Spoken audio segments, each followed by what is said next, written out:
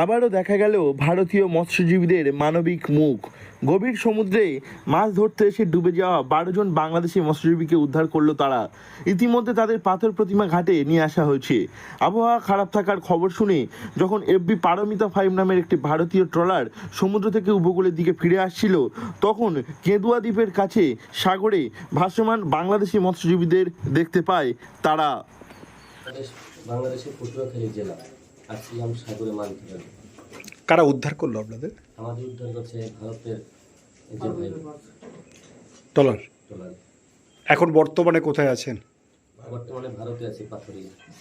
জীবনটা ফিরে পেয়ে অনেক ধন্যবাদ আল্লাহর কাছে, লাখ লাখ শুকরিয়া আদায় করি যে জীবনটা ফিরে পেয়েছি। এখানে প্রশাসনের হাতে এখন আছি, এদের উছিলায় যেন আল্লাহ আমাদেরকে হেফাজত করেছে। আপনার নাম? আমার নাম মোহাম্মদ মানিক সিং। এরপর উত্তাল সমুদ্র থেকে 12 জন বাংলাদেশি মৎস্যজীবীকে উদ্ধার করেন ভারতীয় মৎস্যজীবীরা। উদ্ধার হওয়া মৎস্যজীবীদের বাংলাদেশের পটুয়াখালীর কাছে বাড়ি। বর্তমানে তাদের নিয়ে আসা হয়েছে পাথর প্রতিমায়। জানা গিয়েছে তাদের একজন এখনও নিখোঁজ।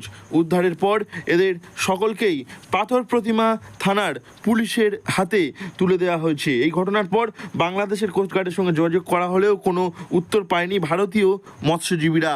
আমি ফিরে আসতে দেখি না 2 জন লোক ভাসতেছে। তখন আমার লোকে চিৎকার করলো যে 2 জন লোক ভাসতেছে। তখন আমি বললাম চলে দেখি, যাই দেখি না 2 জন লোক। তখন ওই 2 জন লোককে তুললাম। তোলার পরে দেখি না আরো 10 জন লোক একটা জার্গিন আর বাঁশ নিয়ে আর কয়টা ফুটবল নিয়ে ভাসতেছে। তখন ওদেরকে নিতে তারপর বলে দাদা আমাদের আরো লোক আছে।